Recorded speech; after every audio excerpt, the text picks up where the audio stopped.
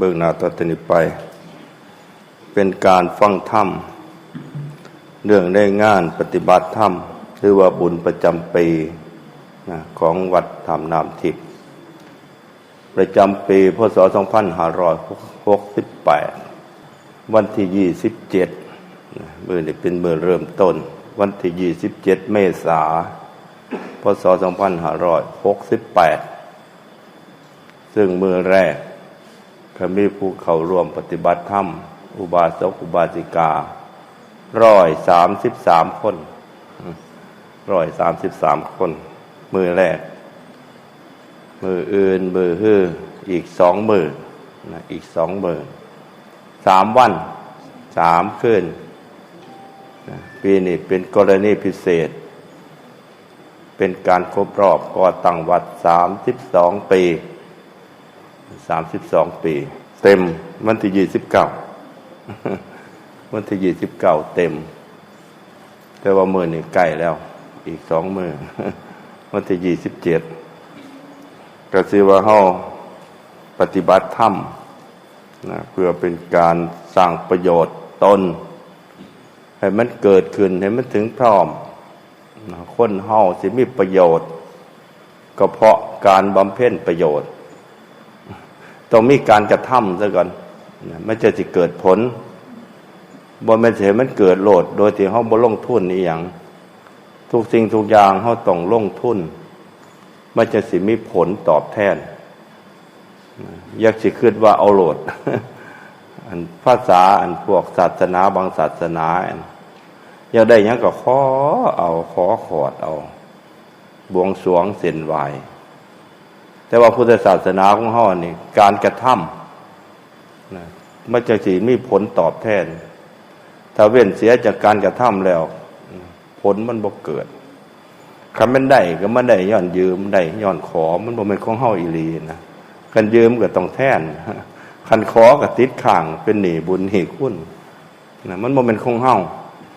บุญกุศลนี่เฮาต้องเฮ็ดเอาทำเอานะบ่แม่นว่ามันสิได้มาลอยๆเฮาต้องพยายามมีเวลามีช่องนะมีช่องทางในการที่จะให้มันเกิดมีพื้นที่ก็แม่นมีพื้นที่มีเวลาในการที่จะเฮ็ดให้บุญให้กุศลมันเกิดมื้อนึงคืนนึงเนี่ยเวลาซ้ำกัน24 ชั่วโมงแต่ว่า24 ชั่วโมงนั้นเฮาต้องแบ่งเวลานะแบ่งเวลาเพื่อการประพฤติปฏิบัติให้มันมีพื้นที่ที่เฮาพอหวังผลได้ผลแห่งบุญแห่งกุศลอย่าไปคิดว่ามันยากอย่างเฮาบ่อยากเฮ็ดนั่นล่ะแต่ว่ากันเฮามีความตั้งใจแล้วบ่ยากบ่ง่ายหยังดอกเฮาตั้งใจมันเป็นความจำเป็นคือกันกับเฮากินข้าวกินน้ำเข้าห้องน้ำห้องในสิไปบ่ยากบ่ได้เลยมันเป็นความจำเป็นเฮาต้องเสียสละสิ่งอื่นเพื่อประโยชน์อันสูงสุดเพราะว่าการประพฤติปฏิบัติธรรมนี่มันเฮ็ดได้เฉพาะมนุษย์เท่านั้นเด้ผู้อื่นนี่เฮ็ดบ่ได้เว้นเสียจากมนุษย์แล้วบ่ได้เลยแม้แต่เทวบุตรเทวดานี่ก็บ่อยากเฮ็ดเลยเด้มันสบายจนบ่อยากเฮ็ดหยังคือกันจังว่ามันก็เป็นภพภูมิที่ประมาทอย่างหนึ่งอยู่พุทธเจ้าเพิ่นก็บ่ไปอุบัติเด้เพิ่นอุบัติมาในภพชาติของมนุษย์เฮาเนี่ยเป็นภพชาติที่เรียกว่ามันพร้อมในการที่จะฝึกหัดพร้อมในการที่จะประพฤติปฏิบัติเพราะว่ามันมีองค์ประกอบนะหรือว่ามันมีเครื่องไม้เครื่องมือครบถ้วนสมบูรณ์มันมีร้อนมีหนาวมีสุขมีทุกข์เฮ็ดให้เฮาพอได้เทียบเคียงนะพอได้เข้าใจนะเรื่องบาปบุญคุณโทษมีบาปมีบุญนะที่มันเกิดขึ้นอยู่ตลอดมีสุขมีทุกข์ซึ่งเราเนี่ยแหละมันเป็นเครื่องแสดงออกยืนยันว่าเฮาสิเฮ็ดจังได๋พระพุทธเจ้าเพิ่นยกเรื่องทุกข์นี่เป็นสิ่งที่เฮาจะต้องหาคำตอบโจทย์คือทุกข์นี่เฮาหาคำตอบได้หรือยังหาวิธีแก้ได้หรือยังปัญหาของชีวิตของคนเฮาของสัตว์โลกมีอยู่แต่ว่าเฮาบ่ฮู้บ่เห็นปัญหานี่มันก็เป็นที่น่าสังเวชอยู่ได้คือกันกับคนป่วยคนไข้บ่ฮู้จักว่าเจ้าของป่วยแล้วก็บ่ฮู้จักว่าเจ้าของไข้จังซี่เนี่ยมันเหลืออีกบ่กี่มื้อ มันก็จะถึงเวลาหมดแล้วบัดไปตรวจพ่อโรคว่าจะเอาน้ำบ่ทันเลยนะเห็นบ่หลวงตาเราเขาลงบันทึกไว้ว่ามะเร็งตับแตกว่าซั่นว่ามันธรรมดาได้แตกบ่คันแตกเลยคือรักษาบ่หายซ้ำกับห้างมดแดงมันแตกห้างนั่นสินะควบคุมบ่อยู่คันมันยังอยู่ในห้างมันยังควบคุมอยู่อันนี้เรียกว่ามันระยะสุดท้ายแล้วหมอก็ซอยบ่ได้แต่ว่าพวกเฮาคันถึงวาระนั้นน่ะมันไผก็ซอยบ่ได้นะซอยบ่ได้เพราะว่าคันบ่ได้เตรียมตัวเตรียมใจไว้นี่ยากลำบากนะทุกสิ่งทุกอย่างเฮาต้องมีการเตรียมตัวจังว่าเฮามาประพฤติปฏิบัติธรรมนี่เฮาต้องให้มีจิตใจอันเข้มแข็งจิตใจอันแน่วแน่นะต้องกล้าสู้กล้าอดกล้าทนผู้กล้าเท่านั้นแหละจังสิมีชัยชนะคันผู้ย่านผู้กลัวนั่นบ่ได้ชนะหยังดอกนะชนะความย่านความกลัวบ่ได้นี่ก็บ่ต้องไปกล่าวถึงว่าสิไปชนะขาดศึกคือกิเลสตัณหาเพราะว่าสิ่งเหล่านั้นมันมีกำลังหลายจะว่าเฮาสิมานี่ก็คือว่าเฮาตัดสินใจแน่วแน่เลยล่ะนะเป็นผู้กล้าเบิดทุกคนเลยอยู่นี่กล้าในการที่จะก้าวออกมาจากบ้านเสียสละเวลาบางคนมาตะว่านก็มีโยมพระเดชมาตะหมู่ว่านเนี่ยเพิ่นเคยมากุปีนี่ก็เป็นตะอ่อนซ่อนอยู่พอดีเลยมาร่วมงานศพหลวงตานะหลวงตามนัดพร้อมเฮาเสียสละเวลาทั้งบ้านนะเพื่อประโยชน์อันใหญ่หลวงเมื่อเขามาแล้วก็เสียสละความตนีขี้เหนียวนะด้วยการทำบุญบริจาคทานตามกำลังของไปของมันมันมีกำลังสำในห้องกระเฮ็ดนะการให้ทานนี่ก็เป็นใบเบิกทางอย่างหนึ่งได้เป็นการแสดงออกในการที่จะเรียกว่าย่อมต้นย่อมเสียบางสิ่งบางอย่างเบิ่งในสิ่งที่เขามีอยู่นั่นกล้าทำใดการเสียสละแจกแบ่งคนว่าจาคะนะเสียสละความตนีขี้เหนียวความโลภโมโทสันทรัพย์สมบัติเขามีอยู่เขาเสียสละได้โดยความตั้งใจสิ่งเราเนี่ยเป็นเมล็ดพันธุ์แห่งความสุขของเราต่อไปในอนาคตเพราะว่าทุกสิ่งทุกอย่างต้องมีการลงทุนซ้ำเขาปลูกบักไม้บักไหลสิละเฮ็ดหน้าเสียดายเขาปลูกมันก็บ่ได้เฮ็ดเด้ต้องเสียสละเขาปลูกซะก่อนส่วนที่เป็นเมล็ดพันธุ์นะเพื่อมันสิได้ผลอันมหาศาลทุกสิ่งทุกอย่างต้องย่อมกล้าได้กล้าเสียนะมันจะสิอันนี้มันจะสิสำเร็จประโยชน์เฮาเสียสละเบื้องต้นได้ชื่อว่าเฮาก็เป็นผู้กล้าขึ้นมาระดับหนึ่งต่อมานี่เฮาต้องเพิ่มความกล้าอีกบานเสียสละความสุขความเคยชินความที่เราว่าเฮาเฮ็ดไปตามอำเภอใจอยู่ในขอบเขตศีลธรรมเรียกว่าสิกขาบทผู้สิเขาอยู่ในขอบเขตสิกขาบทใดนี่ก็มีความกล้าขึ้นมาอีกอย่างสูงกล้าควบคุมพฤติกรรมบ่ไปเค้นขาบ่ไปเบียดเบียนสัตว์เล็กสัตว์น้อยที่เป็นคนคือกันสัตว์ใหญ่สัตว์น้อยก็บ่ไปเบียดเบียนบ่เค้นขาบ่แม่นธรรมดาได้นี่ก็ดีพุทธเจ้ามันก็สรรเสริญแฮงเฮาบ่ไปเค้นขาผู้อื่นเฮาฝึกเฮาหัดอดกันหมดแม่งยุ่งไล่เอาอย่าไปฆ่ามันให้เฮามีความเมตตาปราณีมีความอดความกันความอดทนอดกันต่ออารมณ์ความโกรธความบ่พอใจความโลภแล้วก็บ่เค้นฆ่านี่พุทธเจ้าก็สรรเสริญคือกันคนเฮาสิฆ่าสัตว์ได้ก็ต้องเทื่อกับความบ่พอใจความโกรธนี่ล่ะจำยุ่งมากัดเนี่ยมึงกัดกูเห็นหยังคนว่าเอาก็อาหารมันเนาะมันบ่ว่าเป็นคนในมันหิวมันเป็นตะลุโตนคือหยังตัวนี่เงินก็บ่มีซื้อไปไม่เงินหยังบ่ได้เข้าเซเว่นแน่เว้ยมันได้กินอาหารตัวนี่มันก็บ่ไปซั่นแหละมันก็บินมามันก็แบ่งในจักน้อยตอนนั้นล่ะบ่พอสอนดอกให้มันโลดท่านอย่างนี้บ่ท่านเลือด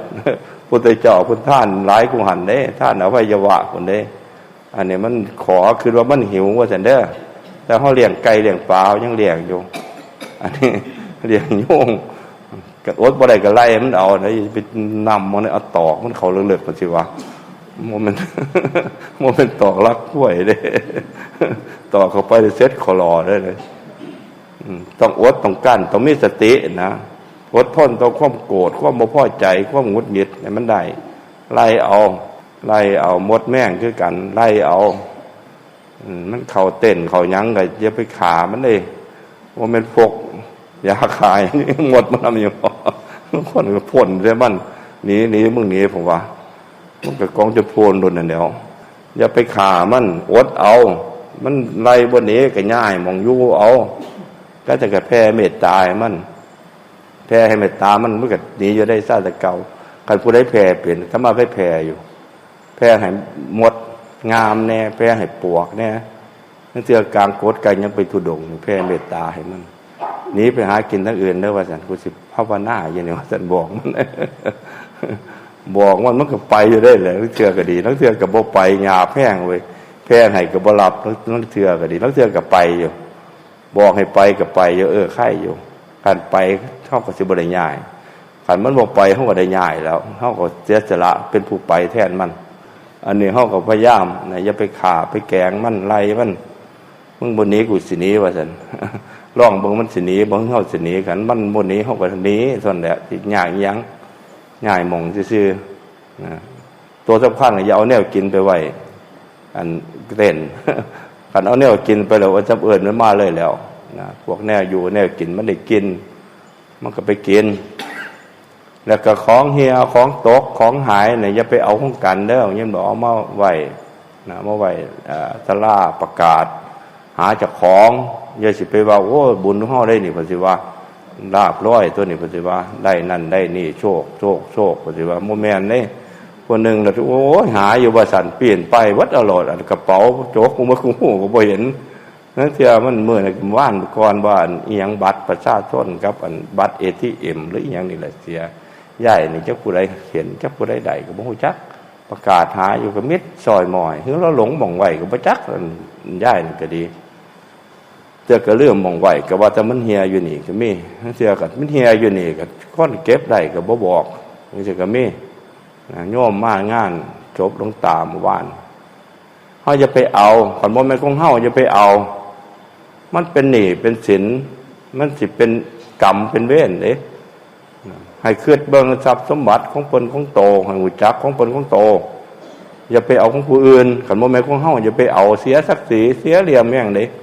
ถือว่าเฮาบ่รู้จักหยังเลยต้องให้รู้จักของเพิ่นของโตชีวิตก็รู้จักชีวิตเพิ่นชีวิตโตนะอย่าไปเค้นขาอย่าไปเบียดเบียนกันทรัพย์สมบัติก็มีของเพิ่นของโตนะอย่าไปเอาเพิ่นขึ้นชื่อว่ามันของเฮาน่ะอย่าไปเอานะเฮาเข้าใจสิให้เคารพในสิทธิให้เคารพในสิทธิ์ของเจ้าของทรัพย์คันเขาบ่ให้อย่าไปเอาได้มากก็บ่ดีดอกมันเป็นของห่อนได้มากก็ต้องชดใช้ต้องได้แทนคันโดนไปเท่าใดแห่งได้แทนหลายเด้มันเป็นหนี้เป็นสินเป็นกรรมเป็นเวรนั่นเทื่อได้มา100นึงสิบ่จะแทนบักหลายเป็นพันแห่งโดนไปเป็นหมื่นพุ่นแล้วเป็นแสนแม่นแท้ค่าเงินมันตกจังซี่เห็นบ่สมัยแต่เก่า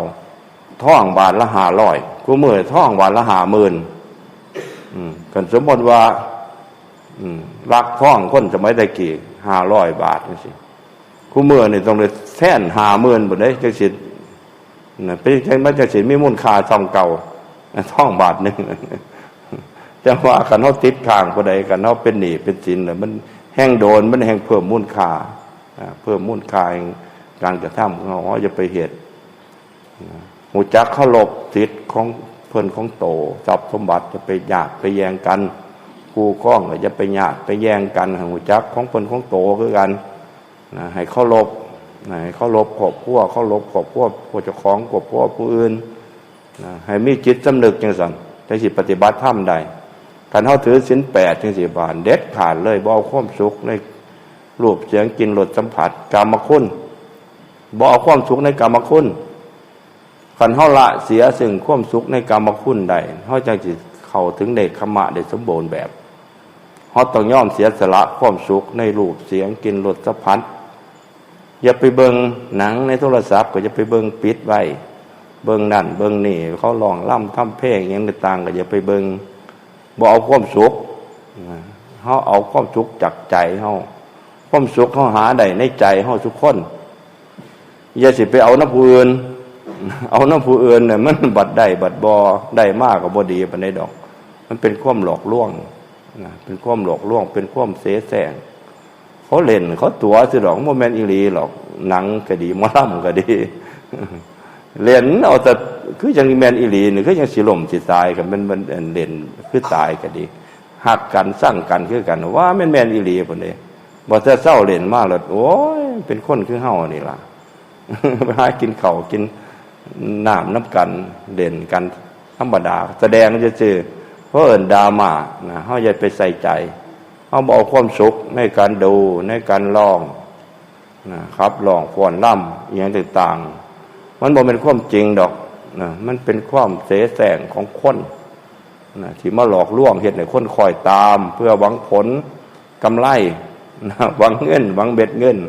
หวังค่าตอบแทนนั่นล่ะบ่มีหยังหลายดอก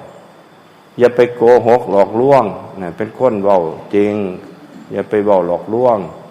เฮาต้องเคารพเรื่องความจริงขึ้นชื่อว่าความจริงนั่นแหละคือธรรมะ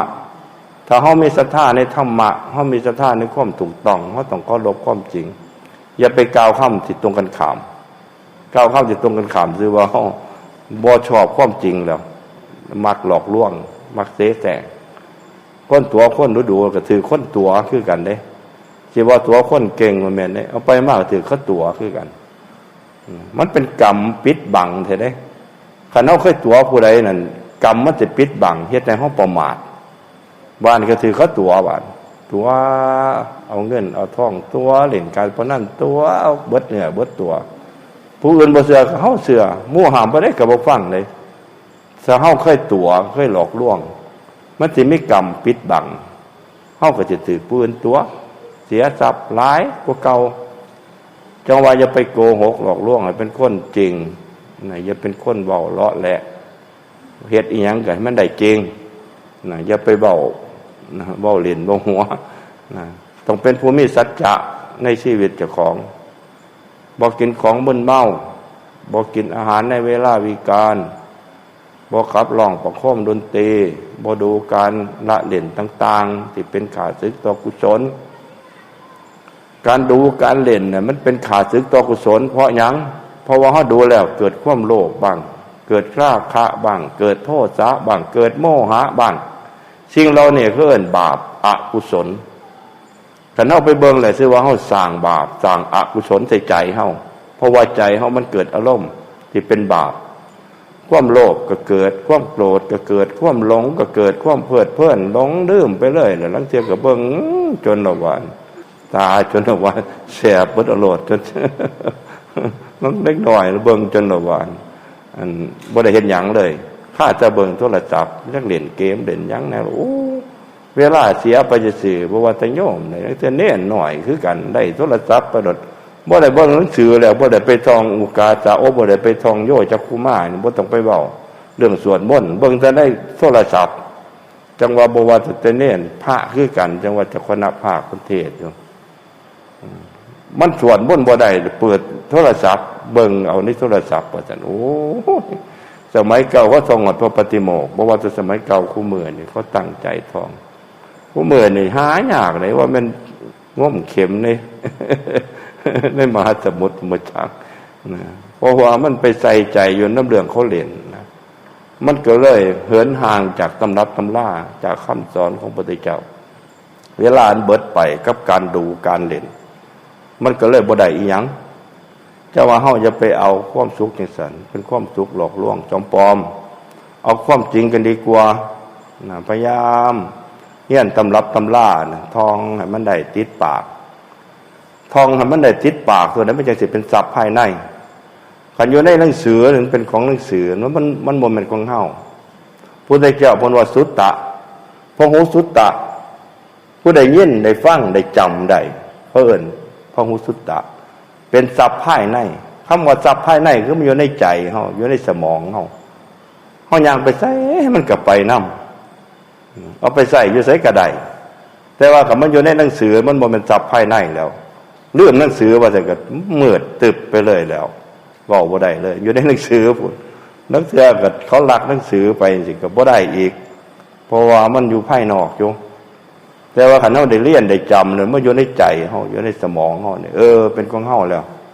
นะเป็นของเฮาคันเป็นทรัพย์ ทั้งภายนอกว่าจะเกิดเป็นทรัพย์ของเฮาอีหลีบ่ได้ยืมของผู้อื่นมาใส่นะเป็นทรัพย์สมบัติของเฮาอยากใส่ย่ำไรก็ได้ทรัพย์ที่มันไม่อยู่ในใจเฮาทุกคนคือกันการที่เฮาเรียนเฮาท่องนะมีเวลาในการเรียนในการท่องในการสวดสาธยายนะเฮาก็ได้วิชาได้คำสอนนะการฟังเฮาก็ตั้งใจฟังเลยก็พยายามจำมันได้ทำความเข้าใจให้มันได้นะศีลแต่ละข้อบ่เอาความสวยความงามเอาคนธรรมดาเฮานี่ล่ะบ่ต้องไปเน็บดอกไม้บ่ต้องไปเขียนคิ้วทาตาบ่ต้องไปใส่เครื่องประดับตกแต่งนะมีซ้ำใดเอาซ้ำนั่นละร่างกายเฮาบ่ได้เอามาอวดมาอ้างกันนะถ้าเอาปกติครูบาอาจารย์คือกันเอาปกติครูบาอาจารย์ให้โกนผมออกซ้ำจังว่าแต่มาไปนอร์เวย์งั้นน่ะอันฝรั่งเขาถามเป็นหยังคือพากันโกนผมมาเรียนพระไทยโกนผมมันโอ้โกนผมพอบ่เอาสวยบ่เอางามเป็นอิสระบ่ต้องไปย่างน้ำแต่งผมบ่ต้องไปย่างน้ำหวีผมบ่ต้องไปย่างน้ำตัดผมว่าซั่นอธิบายเขาเจ้าฟังเขาเจ้าแล้วเห็นแต่ละก็แปลกใจอยากลองโกนผมว่าซั่นจังว่าอาตมาโกนผมให้ฝรั่งไปงั้นไปนอร์เวย์เขาอยากเฮ็ดคือพระเบิ่งมันจังบ่ได้ยากนะบ่ต้องไปเข้าร้านตัดผมนะพวกฝรั่งทั้งเยอรมันนะไปนอร์เวย์งั้นเขาขอให้โกนผมให้จังหวัดอาตมาคนมีความอยากโกนผมคือพระนี่ก็มีอาตมาก็บ่เคยพอนะอันว่าก็บ่ฮู้เรื่องเนาะเขาเจ้าอันเขียนเป็นภาษาไทยเขาไปเอาแอปโทรศัพท์นั่นแปลเขาก็หลอกจากโทรศัพท์นะเขาเจตนาเขาอยากโกนผมนะก็เลยโกนผมให้บ่เอาสวยบ่เอางามนะเอาธรรมดาการบ่นั่งนอนเหนือที่นั่งที่นอนอันสูงอันใหญ่เฮานอนธรรมดาเฮานี่ล่ะบ่เอาความสุขในการนอนเอาแต่พอผ่อนคลายให้ร่างกายเฮาอยู่ได้นี่ตัวนี้มันเป็นอุปกรณ์เป็นเครื่องมือในการบำเพ็ญจิตเมื่อเฮารักษาศีลได้ทั้ง8ข้อนี่ด้วยความตั้งใจด้วยจิตใจอันแน่วแน่เฮาสิมีพลังเพิ่มขึ้นมาอีกหลายเท่าเด้คนรักษาศีลได้นี่เป็นผู้ที่มีกำลังแก่กล้าเป็นตบะอย่างหนึ่งศีลนี่เป็นตบะคันเฮารักษาศีลได้รักษากายรักษาวาจาได้บ่เฮ็ดผิดนี่ชื่อว่าเฮาควบคุมทวารควบคุมร่างกายควบคุมวาจาควบคุมได้คือกับรถนี่อยากเลี้ยวขวาก็ได้เลี้ยวซ้ายก็ได้ถอยหลังก็ได้เดินหน้าก็ได้ครับเร็วก็บ่อันตรายควบคุมได้นะอยู่ในการควบคุมของคนขับนี่ชื่อว่าเฮาขับรถเป็นขับรถชำนาญการที่เฮาควบคุมกายวาจาบ่ให้มันผิดพลาดให้มันถูกต้องนะเฮ็ดในสิ่งที่เป็นประโยชน์แต่ว่าอย่าไปเฮ็ดแต่มันสิ่งที่มันเป็นโทษต่อผู้อื่นสัตว์อื่นเฮ็ดแล้วมันสิเป็นกำไรอย่างเดียวว่ากันไปทำลายผู้อื่นมันสิขาดทุนหักลบกบหนีแล้วมันจะขาดทุนแต่ว่าถ้าเราเห็นในสิ่งที่เป็นประโยชน์บาทมันจะมีมูลค่าสูงการที่เราให้ทานก็มีพลานิสงส์หลายการที่เรารักษาศีลได้ทานของเราทุกอย่างที่เราเสียสละไปนี่มันสิได้พลานิสงส์เต็มร้อยสิบ่ถูกลดทอนโดยการทุศีลแล้วคนให้ทานหลายแต่ว่าไปเฮ็ดทุศีลเนี่ยสิ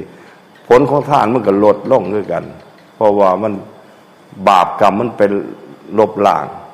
ซ้ำกันกับเฮาเฮ็ดการเฮ็ดงานทั้งโลกเฮานี่ล่ะเฮ็ดงานก็เฮ็ดอยู่แต่ว่าเฮ็ดผิดกฎหมายบ้านเมืองก็เฮ็ดผิดคือกันสินะมันก็เลยถูกเขาปรับเขาหมายสมมุติขับรถไปนี่ล่ะเดี๋ยวก็ไปพาไฟแดงซั่นเดี๋ยวก็ไปส้นเขาซั่นนะอันประโยชน์ก็ได้อยู่ไปการไปงานแต่ว่าบาดเนี่ยมาซ่อมรถอีกที่ละเบิดเงินถือก็ปรับอีกเบิดเงินอีกเดี๋ยวก็ไปส้นเขาเจ้าของผิดอีกก็โอ้รักษาพยาบาลให้เขาเพื่อก็ซ่อมรถให้เขาสิ่งที่เขาหามาก็เลยเสียไปโดยที่เขาก็บ่ได้ตั้งใจเพราะความเลิ่นเล่อเพราะความประมาทนะก็เลยเฮ็ดให้เขาได้เสียทรัพย์ไปงานก็เฮ็ดอยู่แต่ว่าเขาเฮ็ดผิดมันก็มีต้นทุนที่ต้องจ่ายมันก็เลยบ่ห่างบ่มีจักเทื่อนะเพราะว่ารายรับกับรายจ่ายเนี่ยนั่นเทื่อรายจ่ายมันหลายกว่าสิรายรับมันก็น้อยลงมันก็เลยบ่ห่างบ่มีบ่ล่ำบ่รวยเฮ็ดอีหยังมันก็บ่เจริญ เพราะหยังเพราะว่าเฮาไปทวงความเจริญโดยการเฮ็ดผิดศีลผิดกฎหมายบ้านเมืองฉะนั้นเมื่อเฮารักษาศีลได้การกระทำทั้งกายทั้งวาจาเฮานี่มันสิเฮ็ดให้เฮาเป็นบวกบุญกุศลมันสิพอกพูนบุญกุศลนี่มันสิไปรอเลี้ยงใจเฮ็ดให้ใจเฮามีตบะอันแก่กล้ามีกำลังเพียงพอในการที่จะฝึกจิตถ้าเฮารักษาศีลได้ให้ทานได้สองแรงบวกการให้ทานก็ให้การรักษาศีลก็รักษาได้มันสิเพิ่มมูลค่าเพิ่มพลังจิตมากอย่างมหาศาลเลยเด้สองอย่างนี่มันสิเฮ็ดให้เฮามีสุขพุทธเจ้าเพิ่นรับประกันว่าเฮาสิได้ความสุขคือสวรรค์คันเฮาอยู่เป็นคนก็แสดงว่าเฮาอยู่ในสวรรค์สวรรค์ในโลกมนุษย์เฮาใจเฮาหรือว่ามันอยู่ในภาวะเทพบุตรเทพธิดาอันรักษาศีลได้มันจะมีพลานิสงส์จังซั่นเมื่อจิตใจของเฮาหรือว่ามันสูงส่งแล้วควบคุมพฤติกรรมทั้งกายทั้งวาจาได้ให้ทานก็ให้ได้สองอย่างนี่เฮาสิมีความรู้อีกชนิดหนึ่งขึ้นมาบาดนี้ความรู้ขึ้นมาทั้งใจเฮาสิสามารถรู้ความรู้สึกความนึกความคิดของเฮาอีกเพราะการรักษาศีลการให้ทานเฮาสิสามารถสังเกตอารมณ์ที่มันเป็นลบแล้วก็เป็นบวกแก่จิตเฮาเมื่ออารมณ์ที่มันเป็นลบพุทธเจ้าว่าเป็นบาปมันเกิดขึ้นในใจอารมณ์ของความโลภหรือราคะโทสะโมหะอารมณ์เราเนี่ยเกิดขึ้นเฮาสิรู้สึกว่ามันเฮ็ดให้เฮาทนได้ยากเฮ็ดให้เฮามีความรู้สึกว่ามันอยู่บ่สบายมันกวนใจความโลภก็กวนใจความโกรธก็กวนใจความหลงก็กวนใจแต่ว่าอารมณ์ไหนที่มันเป็นบวกบาดเนี่ยอารมณ์ความปิติความอิ่มอกอิ่มใจความปลื้มใจ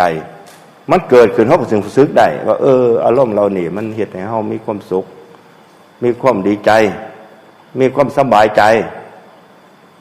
คันเฮาสามารถกำหนดความรู้สึกสองอย่างนี่ถ้ามันเกิดขึ้นกับใจเฮาได้ชื่อว่าเฮาพัฒนาเด้คนธรรมดาบ่ฮู้เด้แล้วเดี๋ยวก็ไปถามบาปเป็นตัวจังใดเพิ่นว่าเอ้าคนบ่จักบาปเกิดอยู่ประจำก็บ่ฮู้จักความหลงความที่เฮาบ่มีสติความที่เฮาบ่มีความรู้สึกตัวตื่นรู้นั่นเพิ่นว่าความหลงขณะนั้นแหละคือใจเฮาเป็นบาปเหมือนกันถูกปกคลุมโดยโมหะแต่ว่าคันเมื่อใดใจเฮานั่นเกิดความตื่นรู้ขึ้นมานั่นหรือว่าเฮามีเชื่อให้พุทธะพุทโธแล้วเมื่อเฮามีสติตื่นรู้นั่นเฮาสิรู้จักอารมณ์ที่มันอยู่ในใจเฮาอารมณ์ที่เป็นบาปมันสิเกิดความร้อนใจทุกข์ใจหนักใจรำคาญใจสังเกตเบิ่งกันเฮามีความบ่สบายใจเนี่ยต้องมีอารมณ์ที่มันก่อกวนล่ะคล้ายๆกับว่าเฮาป่วยเฮาไข้บ่แม่นโรคใดก็โรคหนึ่งล่ะต้องเฝ้าเยียวยารักษาต้องไปหาหมอ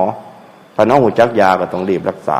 คือกันก็เป็นบาดเป็นแผลจังซี่นะต้องใส่ยาอย่าไปปล่อยไว้มันสิลุกลามอารมณ์ที่มันเกิดกับใจคือกันอารมณ์ที่มันบ่สบายใจเดี๋ยวนี้อยู่ทุกคนนั่นล่ะบ่ทันเบิดกิเลสตัณหานี่มันมีเบิดทุกคนอารมณ์เรานี่เพิ่นว่าเป็นสิ่งที่เฮาจะต้องกำหนดรู้เป็นสิ่งที่เฮาจะต้องสังเกตเป็นมันเกิดแล้วเฮาฮู้นี่ก็ชื่อว่าฉลาดอยู่เด้เกิดแล้วฮู้อารมณ์บ่ดีนั่นแล้วเถื่อมันทุกข์ไปทุกข์ใจไปเป็นมื้อจังซี่นะเถื่อก็หลายมื้อจังซี่แต่ว่าเกิดเฮามีความรู้สึกตื่นรู้ว่าเฮาบ่สบายใจหนักใจนี่ก็ชื่อว่านับหนึ่งได้คือกันรู้ตามเขาเอิ้นรู้ตามคือมันเกิดแล้วก็ฮู้รู้ว่ามันทุกข์ใจหนักใจซ้ำกับคนมาลักของเฮาคนมาลักของเฮาฮู้จักว่าขโมยมาลักของเฮาก็ถือว่าเฮาฉลาดอยู่เด้แล้วคนของเสียก็บ่ฮู้จักว่าขโมยมาเอานี่ก็โง่ไก่แห้งตัวนี้นะแต่ว่าคันของเสียฮู้จักว่าของเสียนี่ถือว่าเฮาก็ฉลาดอยู่แต่ว่าแต่คนฉลาดกูหันบาทนี่ฮู้จักสังเกตไผหนอสิมาลักของไผหนอสิมาลักอย่างแล้วคนกรีดยางไว้คนมาลักเอาที่ก็มีฮู้จักสังเกตนี่ก็ชื่อว่าเฮาก็พัฒนาขึ้นมาอีกที่แรกก็ลงทุนเสียไปซะก่อนต่อมาสังเกตเบิ่งว่าสิมาลักยามใดแม่นไผนี่เริ่มสิสังเกตได้เด้เริ่มฉลาดขึ้นมาอีกต่อมาก็เห็นฮอดขโมยไล่ขโมยก็ได้ เจอกับจับให้ขึ้นเฮือนพยาบาลก็ได้นี่เราว่าเฮามีกำลังในการจิตต่อสู้แล้วหรือหาวิธีป้องกันบ่ให้ขโมยมาลักของนี่ก็เป็นงานชนิดหนึ่งอีกสำหรับคนผู้รู้คนผู้รู้แล้วมันสิไม่งานต่อไปแต่ว่าคันบ่ฮู้เนี่ยโอ้ยบ่ฮู้จักหยังของเสียก็บ่ฮู้จักนี่ยากอยู่จะว่าคนเฮาเนี่ยเกิดความทุกข์ใจนี่บ่ฮู้จักว่าทุกข์ใจนี่แต่ว่าหันเป็นประสาทนอนบ่หลับ จนเป็นโรคซึมเศร้านอนบ่หลับคิดหลายนักใจแล้วก็แก้บ่ได้แล้วก็บ่ฮู้จักว่าเจ้าของคิดหยังนี่ก็โอ้ไกลอยู่ตัวนี้ไกลแต่ว่าถ้าเฮาฝึกแล้วฝึกรักษาศีลฝึกให้ทานแล้วเฮาสิมีกำลังใจในการสังเกตเจ้าของความรู้สึกนึกคิดของเฮานี่มีอยู่และเฮาสามารถกำหนดรู้ได้แล้วเฮาสามารถที่จะพัฒนาเอาประโยชน์จากความคิดนี่ได้อีกด้วยมันเป็นเครื่องมือที่วิเศษแต่เด้พุทธเจ้าว่าเป็นเครื่องมือที่วิเศษที่สุดคือใจประโยชน์ทั้งร่างกายนี่ก็มีประมาณหนึ่งแต่ว่าประโยชน์ทั้งวาจานี่เหนือกว่าผู้ใดใส่วาจาเป็นนี่มีมูลค่าตอบแทนหลายกว่าการกระทำงานทั้งกายร่างกายเห็นงานเบิดมือเทียบกับบ่ได้ค่าตอบแทนสูงปานใดแต่ว่าคันผู้ใดบอกเป็นนี่มีค่าตอบแทนสูงกว่าการเฮ็ดเวียกทั้งร่างกายแต่ว่าใจเนี่ยบานคันผู้ใดสามารถฮู้ในสิ่งที่ผู้อื่นบ่ฮู้เป็นหลักวิชาการต่างๆนี่มีมูลค่าหลายอีกแต่ว่างานวิจัยบางอย่างนี่มีมูลค่าเป็นหลายล้านนะถ้างานสมมุติว่ามันสำเร็จออกมาดีแม้เขาจะเฮ็ดนั่นเฮ็ดนี่ก็ต้องวิจัยซะก่อนผ่านงานวิจัยเฮ็ดเขื่อนบังเฮ็ดอีหยังต่างๆเป็นมูลค่าเป็นหลายพันล้านหลายหมื่นล้านต้องวิจัยผลลบผลบวกวิธีอีหยังต่างๆออกแบบให้มันถูกต้องพวกนี้มันล้วนแต่ใจทั้งนั้นล่ะนะคันใส่เป็นมีมูลค่าตอบแทนสูงเป็นทั้งโลกก็ตามแต่ว่าพุทธเจ้าเขาว่าใจเฮานี่เฮาเอามาใส่ในทั้งธรรมนี่ก็เป็นการทำลายล้างกิเลสตัณหาได้คือกันการเฮาฝึกใจได้จังว่างานปฏิบัติสำคัญอีหลีนี่คือใจเฮามันสิคันคิดผิดมันก็สิมีผลลัพธ์คือความทุกข์เท่านั้นล่ะมันจะเกิดความ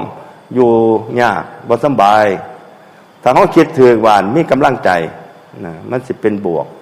เฮ็ดให้จิตใจของเฮามีกำลังเฮ็ดให้จิตใจเฮามีแสงสว่างจะว่าการปฏิบัติธรรมนี่เฮาต้องเน้นที่ใจนะทั้งกายก็เน้นทั้งวาจาก็เน้นโดยศีลแต่ว่าของเรื่องภาวนานี่คือเรื่องใจล้วนๆเลยบาดนี้เฮ็ดจังได๋เฮาสิกำหนดรู้ใจของเจ้าของความนึกความคิดได้แล้วก็เฮ็ดจังได๋เฮาจังสิสามารถประเมินได้ว่าคิดจังซี่มีผลลัพธ์คือสุขคือทุกข์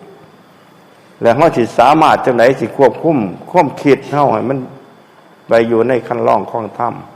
คิดให้เป็นบวกคิดให้เกิดพลังงานคิดให้เกิดเป็นปัญญาเป็นวิชาคันเฮามีความสามารถมีกำลังใจในการควบคุมวิถีจิตได้เฮาจะได้ประโยชน์อย่างมหาศาลพระพุทธเจ้าว่าจิตสิฝึกดีแล้วนำความสุขมาให้จิตตังทันตังสุขาวหังจิตที่ฝึกดีแล้วนี่ประเสริฐสุดเลยนะจังว่าการปฏิบัติธรรมนี่เฮาต้องเน้นเรื่องจิตนำเบื้องต้นต้องให้หูจักตนซะก่อนความนึกความคิดเรื่องที่สองหูจักผลของความคิดว่ามันเกิดความสุขหรือความทุกข์เบื้องที่สามเนี่ยเขาต้องควบคุมบานอันใดมันเป็นโทษอย่าคิดบานอดได้บ่เขารักษาศีลอดบ่ฆ่านี่ก็ถือว่าเก่งแต่ว่าอดบ่คิดในเรื่องที่มันเป็นอกุศลนี่เขาสิสามารถอดได้บ่คันเขาอดได้นี่ก็คือว่าเขามีกำลังเลยมีกำลังบ่คิดเรื่องชั่วซ่าลามกบ่คิดในสิ่งที่มันเป็นอกุศลนี่เป็นการพัฒนาจิตโดยตรงถ้าเขาสามารถควบคุมได้อดได้นี่จิตใจของเขาก็สิตั้งมั่นถ้าเขาฝึกจิตอีวานฝึกให้มันคิดในทางที่เป็นกรรมฐานบานคิดเป็นอนุสตินี่ฝึกให้มันคิดให้มันเป็นอนุสติคิดให้มันเป็นพลังงานของสมถะของวิปัสสนานี่คิดได้บ่คิดบริกรรมพุทโธพุทโธพุทโธพุทโธพุทโธพุทโธหรือธัมโมหรือสังโฆบริกรรมเนี่ยก็มีสติจดจ่ออยู่กับข้ามนั่นให้มันได้นานๆเฮาบ่ปล่อยจิตปล่อยใจไปสู่อารมณ์เลวไหลบางทีบ่เกิดประโยชน์เ ถ้าเอามาคิดเรื่องคุณของพระพุทธเจ้าว่าพุทโธพุทโธพุทโธพุทโธหรือธัมโมหรือสังโฆหรือระลึกถึงความตายว่าเขาต้องตายขันเขาระลึกจังสีนานๆมันสิมีผลเฮ็ดให้เขาเกิดพลังเฮ็ดให้เกิดศรัทธาเกิดความเลื่อมใสเกิดจิตใจสงบได้หรือเขามาระลึกถึงลมหายใจเข้าลมหายใจออกตัวนี้ง่ายแต่ว่าเฮ็ดยากมันง่ายจนมันเฮ็ดบ่ได้แต่ว่าพุทธเจ้าของเฮานี่เฮ็ดได้เด้หายใจเข้าลึกๆนี่สังเกตลมหายใจเข้าลมหายใจออกยาวๆหายใจเข้ายาวๆหายใจออกยาวๆกั้นไว้เพื่อทำความเข้าใจว่าลมหายใจเข้ามันเป็นจังซี่ลมหายใจออกมันเป็นจังซี่หายใจสั่นหายใจยาวหายใจกั้นไว้เป็นจังได๋ความรู้สึกหายใจเข้ามันผ่านช่องจมูกผ่านลำคอผ่านช่วงอกไปหาท้องบางคนเขาก็ใส่อุบายเวลาหายใจเข้ามันท้องมันพองขึ้นเวลาหายใจออกท้องมันแวกลงมันยุบลงสิเขาก็อุทานออกมาว่าโอ้ยุบหนอหายใจเข้าก็พองหนอคำว่าหนอเนี่ยเป็นคำอุทานเนี่ยคือหูตามที่มันเกิดมันท้องมันพองกับพองหนอพองมันยุบกับยุบหนอก็ได้คือกันยุบหนอพองหนอคือเขาเห็นในสิ่งที่มันเกิดขึ้นในขณะที่ลมหายใจเข้าลมหายใจออกนี่เขาระลึกถึงลมหายใจเข้าลมหายใจออกให้มันได้นานๆจิตใจเขาให้มันมีความจดจ่อในลมหายใจเข้าลมหายใจออกให้มันมีระยะเวลานานๆแห่งนานแห่งเกิดพลังงานมันจะเกิดขึ้นในใจเขามันจะมีกำลังขึ้นมาเมื่อมันอิ่มตัวเลยมันสิสงบเขาว่าสงบนี่คือมันสิบ่ฟุ้งซ่านจิตสงบนี่คือจิตมันสิวูบลงไปมันสิผ่อนคลายบานผ่อนคลายความรำคาญใจก็สิบ่มีความฟุ้งซ่านก็บ่มีมันจิตมันสิตั้งมั่นได้นี่เป็นเขาเอิ้นว่าเป็นปัสสัทธิคือความสงบใจเมื่อมันสงบแล้วมันตั้งอยู่ในนั้นนานบานมันจิตสร้างเป็นพลังงานอันหนึ่งเขาเอิ้นว่าเป็นสมาธิจากความสงบนิดๆน้อยๆเขาเอิ้นอุปจารสมาธิความสงบมากขึ้นไม่เขาเอิ้นเป็นคณิกะสมาธิการความสงบตั้งมั่นเป็นระยะเวลานานๆเขาเอิ้นอัปปนาสมาธิอุปจารสมาธิก็คือคำแม่นยกตัวอย่างหรือกันกับห้องของมาในศาลาสินะอยู่แถวฟุตบาทบ้างอยู่ในแถวอุปจารแห่งศาลาก็ชื่อว่าเฮาอยู่ใกล้เจ้าของอยู่ใกล้เจ้าของแต่บาดนั้นก็จะเห็นทั้งในบ้างเห็นทั้งนอกบ้างนี่ประมาณนี้ล่ะหรือเฮาอยู่ในห้องอยู่ในระเบียงห้องอยู่ประตูห้องนั่นสิเป็นอุปจารเขาเอิ้นอุปจารก็บ่ในอีหลีก็บ่นอกอีหลีฮู้ทั้งนอกฮู้ทั้งในเขาเอิ้นอุปจารสมาธิอุปจารมันเข้ามาเฉียดแต่ว่าก็ใกล้แล้วถ้าแม่นเฮามีสติอยู่ในกายไว้ก็อยู่ในลมหายใจเข้าลมหายใจออกอยู่นำอาการนั่งบางครั้งก็อาจสิได้ยินเสียงภายนอกบ้างสงบบ้างนี่มันสิอยู่ในประมาณนี้รับรู้ทั้งภายนอกภายในก็ชื่อว่าเป็นความสงบเบื้องต้นคือกันเป็นอุปจารอุปจารสมาธิหรือเฮาไม่สติอยู่ในพุทโธพุทโธพุทโธเฮาไม่สติว่าขณะนี้เฮากำลังท่องพุทโธอยู่เขาก็เห็นร่างกายเขานั่งอยู่ตัวผู้รู้เนี่ยมันถอนตัวออกไปเบิ่งคำว่าพุทโธพุทโธพุทโธเป็นอีกอาการหนึ่งนี่เขาก็จะเห็นความประหลาดใจแล้วตะกี้เขาบ่เคยเป็นจังซี่อาการพุทโธก็เป็นอาการหนึ่งตัวผู้รู้ท่านพุทโธก็เป็นอีกอาการหนึ่งเขานั่งอยู่เขาก็เห็นอาการที่เขานั่งอยู่นี่ก็ชื่อว่านี่เป็นความพัฒนาอย่างหนึ่งเลยจิตเขาอยู่กับเจ้าของแล้วคันธรรมดาเฮานั่งคิดฮอดลูกฮอดหลานฮอดเทือนฮอดซ่านจิตออกไปเลยแล้วจักอยู่ไสเหลือแต่ร่างกายแต่ว่าใจมันไปอยู่นำลูกนำหลานพุ่นกายมาแล้วใจบ่ทันมานังเสือน่ะนอนลูกแล้วแต่ว่าใจบ่ทันลูกยังฝันอยู่มานั่งแล้วก็ยังฝันอยู่นี่เรียกว่าใจบ่ทันตื่นแต่ว่าถ้าเฮาฝึกแล้วมันมีความรู้สึกเกี่ยวกับการนั่งมีความรู้สึกกับลมหายใจเข้าลมหายใจออกแล้วก็มีความรู้สึกว่ามันสบายมันเบาตนเบาโตเบาจิตเบาใจนี่เรียกว่าเป็นอุปจารสมาธิเมื่อเขาฝึกให้มันยิ่งขึ้นไปนะจิตเท่ากับจิตตัดทวารจากภายนอกนะเรื่องภายนอกนี่คือเรื่องนอกจากกายเข้าไปนี่มันสิหยุดมันสิเข้ามาภายใน เกี่ยวกันกับเฮาของมันในศาลาสิ่งที่อยู่นอกศาลาเฮาบ่สนใจเฮาเห็นแต่ภายในเห็นแต่ภายในศาลาเฮาควบคุมความรู้เฮาอยู่ในขอบเขตในศาลานี่เป็นคณิกาสมาธิเลยสมาธินะเรียกว่าละเอียดเข้ามานะมีความสงบมากขึ้นจิตสิบ่ไปคิดเรื่องข้างนอกเลยบาดนะสิบ่คิดเรื่องข้างนอกคิดแต่อยู่ในกายเฮาความรู้สึกที่มันมีอยู่ทุกขณะแต่ว่ามันบ่ทันได้มั่นคงนะอันนี้ก็เป็นความสงบปานกลางเด้สงบปานกลางแต่ว่าคันเมื่อใดที่เฮาดับทวารภายนอกดับรูปเสียงกลิ่นรสสัมผัสใดจิตใจเฮาสิแม้แต่ว่าความรู้สึกความสุขความทุกข์ทั้งร่างกายนี่ก็หายเงียบเลยนี่บ่มีความรู้สึกเลยลมหายใจก็มีอยู่แต่ว่าเฮาก็บ่สนใจลมหายใจเข้าลมหายใจออกหรือว่าพุทโธหรือว่าร่างกายเฮานั่งอยู่ท่าใดท่าใดนี่เฮาสิบ่ได้สนใจบาดแต่ว่าจิตมันสิไปตั้งมั่นอยู่เรียกว่ามันเข้าไปละเอียดจนว่ามันสิบ่รับรู้อาการภายนอกเลยแต่ว่ามีสติอยู่กับความเป็นหนึ่งความตั้งมั่นของใจเขาเอิ้นอัปปนาสมาธิเหลือแต่อุเบกขากับสติเรื่องภายนอกนี่เรียกว่าบ่ฮู้บ่เห็นเลยบ่สนใจนำลมหายใจเข้าออกก็บ่สนใจมันไปสนใจอยู่กับความอุเบกขาความตั้งมั่นเพราะว่าตัวนั้นมันท้าทายความรู้สึกท้าทายความอยากรู้ท้าทายความเรียกว่ามันอยากสร้างพลังงานขอจิตเป็นหนึ่งในลักษณะสันขันได้นานเท่าใดเนี่ยเพิ่นว่ามันสิเป็นพลังงานอันมหัศจรรย์เป็นพลังงานอันมหัศจรรย์เมื่อเฮามันอิ่มตัวแล้วเฮาเสพอารมณ์ที่มันเป็นหนึ่งนั่นจนมันอิ่มตัวแล้วนี่เวลาเฮาถอยออกมาปกตินี่รับรู้อาการภายนอกรับรู้เรื่องนั้นเรื่องนี้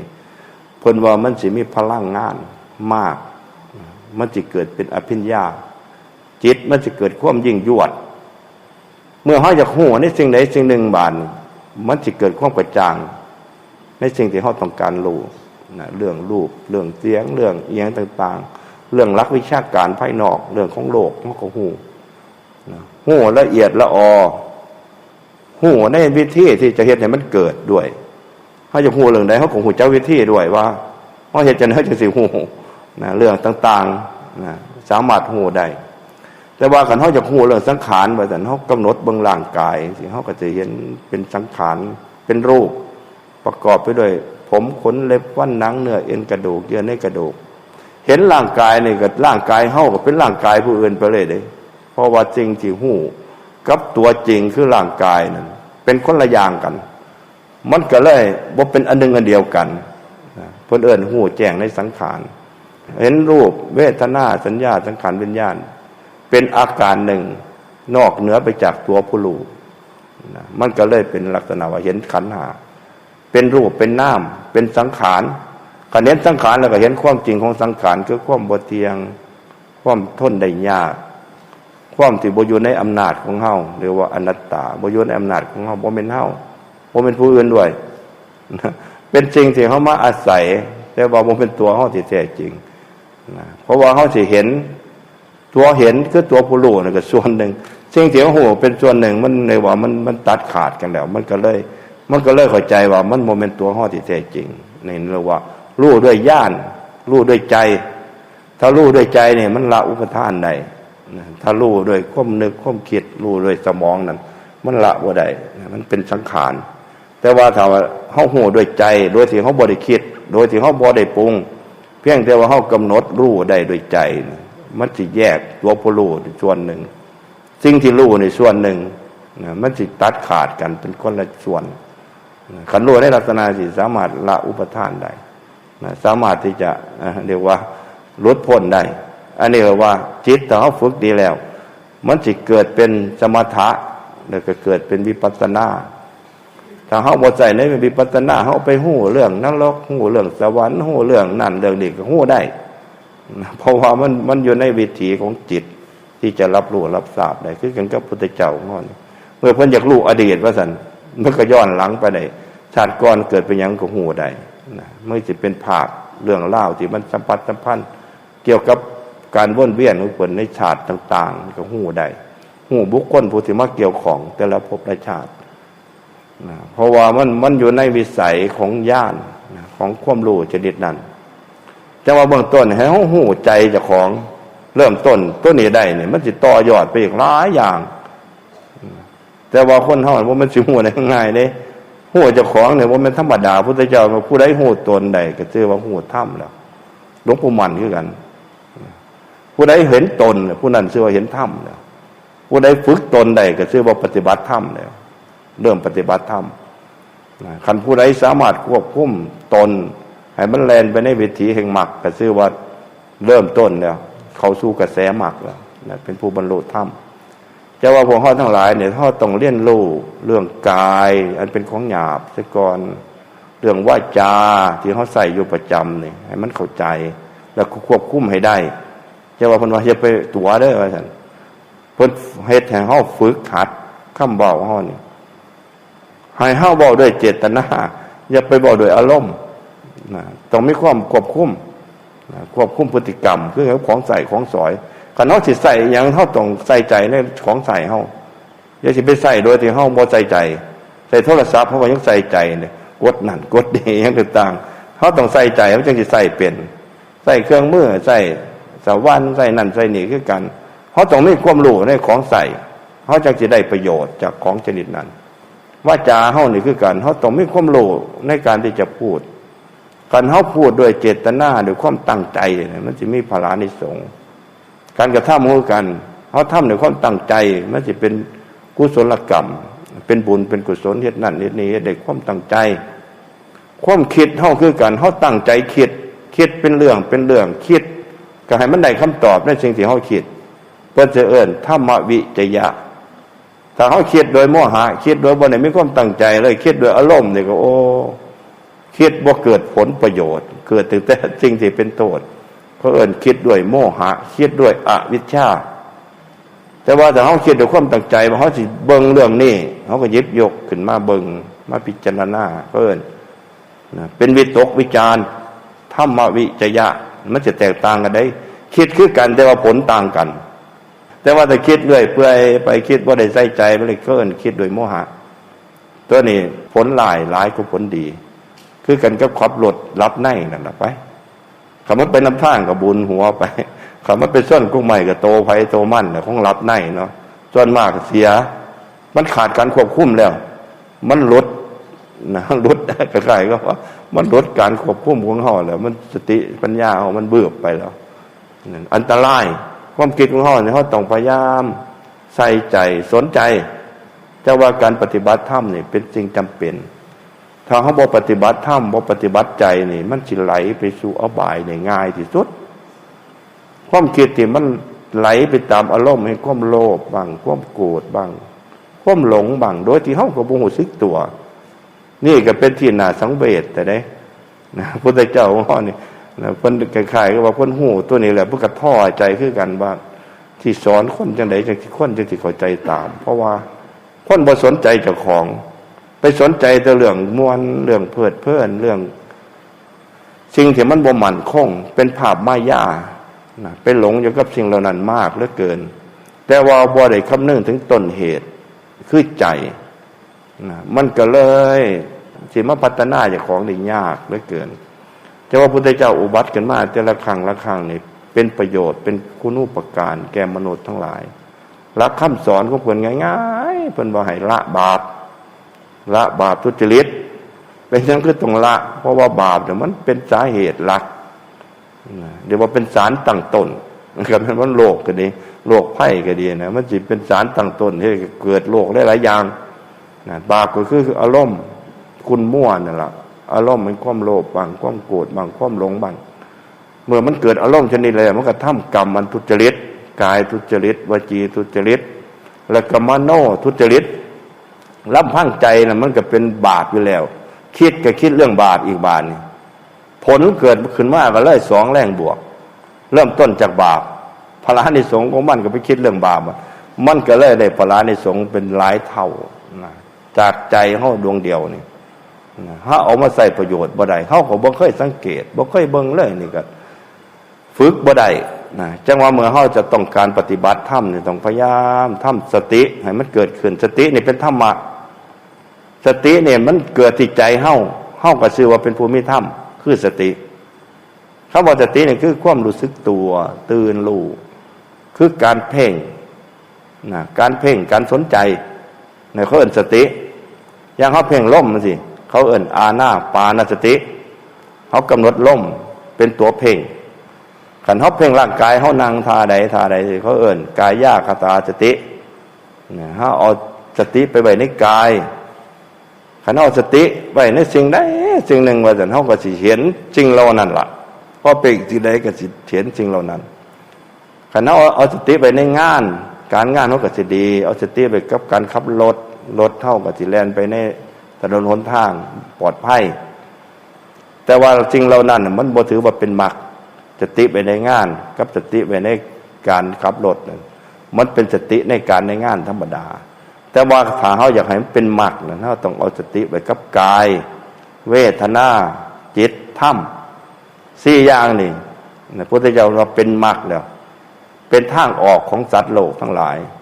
คันเฮาเอาสติไปในกายเฮาก็จะเห็นลมหายใจเข้าลมหายใจออกเห็นการนั่งการยืนการเดินการนอนคันเฮาเบิ่งร่างกายแล้วมันก็จะเห็นสิ่งที่มันเกิดกับร่างกายคือความสุขบ้างความทุกข์บ้างเมื่อเฮาเบิ่งคักๆแล้วบาดนี้เฮาจะเห็นแต่ความทุกข์มันเกิดขึ้นแล้วก็ความทุกข์มันตั้งอยู่แล้วก็ความทุกข์มันดับไปความสุขที่เฮาว่ามันเป็นความสุขนั่นสิบ่มีมันเป็นแต่เพียงแต่ว่าทุกข์มันบ่หนักเฮาก็เลยรู้สึกว่าสบายซื่อๆจะว่าทั้งภาษาธรรมะมีแต่ทุกข์ส่วนนั้นเกิดขึ้นมีแต่ทุกข์ตั้งอยู่แล้วก็มีแต่ทุกข์ดับไปแต่ว่าคันว่าถ้าทุกข์อย่างเดียวมันเฮาว่าสิ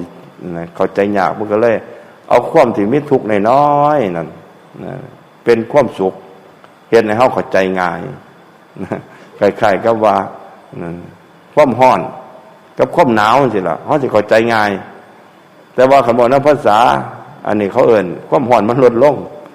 ความร้อนมันลดลงกับเย็นก็เป็นความเย็น0 องศานี่เรียกว่ามันบ่มีความร้อนเลยบาดบ่มีความร้อนเลยมันก็หนาวสินะถ้ามันติดลบไปบาดเนี่ยโอ้ความร้อนมันติดลบมันก็-1 -2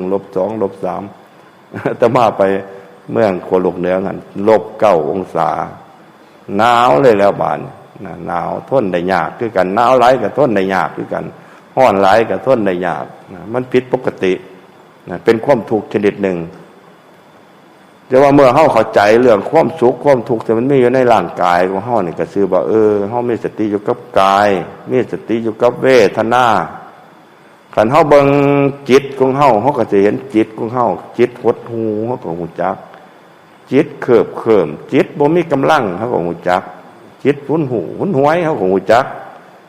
จิตรู้สึกว่ามันมืดรู้สึกว่ามันแจ่มใสรู้สึกว่ามันเบิกบานสิคันเฮาเบิ่งเฮาสิรู้สึกโลดสิเห็นโลดขอแต่ว่าให้เฮาเบิ่งคันบ่เบิ่งบ่เห็นไหนมีอยู่ก็บ่เห็นซ้ำของอยู่ในกระเป๋าเฮานี่ล่ะคันเฮาเบิ่งบ่เห็นบางเทื่อเขาเอาหยังไปใส่ก็บ่รู้จักบางเทื่อก็มีงูอยู่หั่นก็บ่จักมีเข็บอยู่ก็บ่จักเทื่อก็มีของมีค่าเทื่อก็บ่มีแต่ว่าคันเบิ่งสิเห็นใจเฮานี่คันเฮามีสติเพ่งเบิ่งเฮาก็จะเห็นใจเฮาคันเฮามีสติเพ่งเบิ่งใจเฮาก็จะเห็นอารมณ์ที่มันเกิดกับใจอารมณ์ที่เป็นบาปบ้างเป็นบุญบ้างมันสิส่งผลเฮ็ดให้เกิดสมนัตบ้างโทมนัตบ้างคันเฮาบังใจสิเห็นโลดเห็นอารมณ์เห็นธรรมอารมณ์เห็นธรรมอารมณ์ที่เป็นบาปเห็นธรรมอารมณ์ที่เป็นบุญเป็นกุศลและอกุศลเมื่อธรรมอารมณ์ที่เป็นกุศลเกิดขึ้นเฮาก็สิเห็นว่ามันเฮ็ดให้เฮามีความสบายบ่ร้อนบ่ร้นมีความเบิกบานมีความสุขจะเห็นอารมณ์ที่มันเป็นบาปมันเกิดขึ้นก็ชื่อว่าใจเฮาสิทนได้ยากมันเป็นซ้ำกับโรคภัยที่มันอยู่กับร่างกายเฮาเห็นในร่างกายทนได้ยากแต่ว่าแต่เฮาเบิ่งธรรมอารมณ์ที่มันเป็นบาปใจเฮาก็ทนได้ยากคือกันถ้าเป็นอารมณ์ที่เป็นบุญในจิตใจเฮาก็เรียกว่ามันถึกปลดปล่อยมันเบามันเป็นกุศลจิตเป็นกุศลธรรมคันเฮามีสติเบิ่งอาการเรานี่พุทธเจ้าว่าเป็นมรรคเป็นทางออกเป็นการหาคำตอบที่ถูกต้องป ปัญหาอยู่หม่องไหนแต่เฮาสนใจเรื่องปัญหาเฮาสิรู้จักวิธีแก้ปัญหาคันเฮาบ่สนใจเฮาบ่ให้เวลาเฮาบ่ให้เรียกว่าให้ความกระตือรือร้นปัญหามันก็สิคาใจอยู่หั่นน่ะแก้บ่ได้ง่ายๆก็แก้บ่ได้เด้เรื่องง่ายๆก็แก้บ่ได้แต่ว่าถ้าเฮายกปัญหานี่ขึ้นมาหาคำตอบหาวิธีแก้เฮาสิได้คำตอบถ้าเฮาแก้ปัญหาแต่ละอย่างได้เนี่ยเฮาสิเป็นปัญญาเป็นคุณธรรมจิตของเฮาสิพัฒนาไปเรื่อยๆมันสิได้วิชาเพิ่มขึ้นวิชาเพิ่มขึ้นจังว่าปัญหานี่สำหรับผู้มีกำลังมันเป็นเรียกว่ามันเป็นข้อสอบที่เฮาจะต้องเอาชนะมันเอาคำตอบจากมันสิบ่กลัวเด้เพราะว่าเฮาผ่านปัญหาได้จิตเฮาก็สิได้วิชาขึ้นมาแต่ละอย่างแต่ว่าคนทั้งหลายในบาดนี่เห็นปัญหาปัญญาย่านเนี่ยก็หนีปัญหามันก็แก้บ่ได้แล้วนะเอาไปมาวิชาก็บ่เกิดความรู้บ่เกิดความสามารถของเฮาก็บ่เกิดคือกันจังว่าปัญหาเนี่ยเป็นสิ่งท้าทายพุทธเจ้าเพิ่นว่าทุกข์เป็นสิ่งที่ควรกำหนดรู้พอถ้าเฮาฮู้แล้วทุกข์เหล่านั้นก็สิบ่เกิดอีกความหนักใจสิบ่มีนะทุกข์ทั้งใจนะจังว่าพวกเฮาทั้งหลายฝึกปฏิบัติธรรมนี่มันเป็นสิ่งที่ถูกต้องที่สุดและก็ควรที่สุดสำหรับมนุษย์เฮานะเฮาอย่าสิไปประมาทนอนใจเฮาอย่าสิไปคิดว่าเป็นเรื่องไร้สาระเด้มันเป็นงานอันสูงส่งสำหรับปัญญาชนเท่านั้นนะคนทั่วไปนี่ปฏิบัติบ่ได้แล้วก็บ่สนใจด้วยแล้วก็บ่เห็นประโยชน์ด้วยสำหรับผู้เป็นปัญญาชนนี่เป็นเรื่องท้าทายนะเป็นเรื่องที่ต้องประพฤติปฏิบัติเท่านั้นมันจึงสิแก้ปัญหาได้หลายๆสิ่งหลายๆอย่างแต่เฮาบ่ปฏิบัติมันบ่ฮู้มันบ่เกิดมันบ่เป็นบ่มีอย่างต่างๆมันก็เชื่อว่าความสามารถของเฮาเนี่ยมันก็ตกต่ำเฮาบ่ปฏิบัติมันบ่ว่าสิแล้วมันเฮาไปเฮ็ดวิบัติอีบานมันถอยหลังเลยเฮาปฏิบัตินี่มีแต่เดินหน้านะผิดบ้างถูกบ้างก็ยังดีอยู่ได้เป็นประสบการณ์ผิดเนี่ยเฮาก็แก้นะทุกสิ่งทุกอย่างถ้าเฮาได้เริ่มต้นแล้วก็มีผิดบ้างถูกบ้างให้เฮาพยายามกล้าในการแก้ไขสิ่งที่บ่ถูกต้องนะทำในสิ่งที่ถูกต้องคันคนกล้าแล้วก็ชื่อว่าได้พัฒนาได้วิชาก็จะเกิดความรู้ก็จะเกิดเจ้ามาเมื่อนี่พวกเฮาทั้งหลายนะได้ตั้งอกตั้งใจมาประพฤติปฏิบัติธรรมให้เฮาพยายามใส่ใจสำรวมระวังเป็นคนพูดน้อยกินน้อยนอนน้อยคุยก็น้อยอย่าไปคุยหลายใจมันสิออกไปข้างนอกคุยแต่สิ่งที่จำเป็นนะอย่าไปคุยแต่สิ่งที่บ่จำเป็นนะถามเรื่องห้องน้ำถามเรื่องอันนั้นอันนี้ได้อยู่ไผบ่ฮู้จักผู้ใดบอกเคยมาก็ดีนะพยายามสำรวมระวังสำรวมกายสำรวมวาจาแล้วก็สำรวมใจนะเฮาสำรวมระวังอย่าปล่อยให้จิตใจเฮามันไหลไปสู่อารมณ์ที่เป็นบาปนี่ก็ชื่อว่าเฮาปฏิบัติแล้วถ้าจิตใจเฮาไปคิดเรื่องบาปมันเกิดความทุกข์เกิดความหนักใจให้เฮาสนใจสังเกตเบิ่งแน่ผลของมันเกิดขึ้นให้เฮาระวังบาปนี่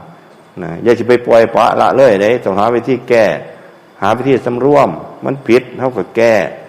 การแก้อยู่บ่อยๆนั่นล่ะเฮาสิพัฒนาเอาไปมากความผิดก็สิคอยน้อยลงเพราะความรู้ของเฮามันมีมากขึ้นความผิดพลาดมันก็น้อยลงความสามารถเราก็เพิ่มขึ้นถ้าเราฝึกของมันจะเพิ่มเด้มันจะเพิ่มมูลค่าเพิ่มความสามารถเพิ่มกำลังจิตเพิ่มศักยภาพทั้งจิตเฮานะเอาไปมาบาดเนี่ยเฮาสิฮู้ท่านอารมณ์ดีอารมณ์ชั่วมันสิฮู้เท่าฮู้ท่านบ่แม่นฮู้ตามสมัยเก่าเนี่ยมันเกิดเลยจังฮู้ต่อมามันจะเกิดเฮาก็ฮู้พร้อมฮู้ท่านต่อมาบัดฮู้ก่อนล่วงหน้าบัดสามารถกำหนดได้เลยว่าเฮาสิเฮ็ดหยังเลยว่าเฮาเป็นผู้ที่มีวิสัยทัศน์เนี่ยบาดสามารถกำหนดทิศทางความคิดกำหนดทิศทางคำเว้ากำหนดทิศทางการกระทำอันนี้เราว่าเฮาเป็นนายแล้วบาดเป็นนายเหนือใจสามารถที่จะเฮ็ดให้จิตใจเฮาแล่นไปในวิถีแห่งมรรคนี่เรียกว่าเฮาพัฒนาศักยภาพ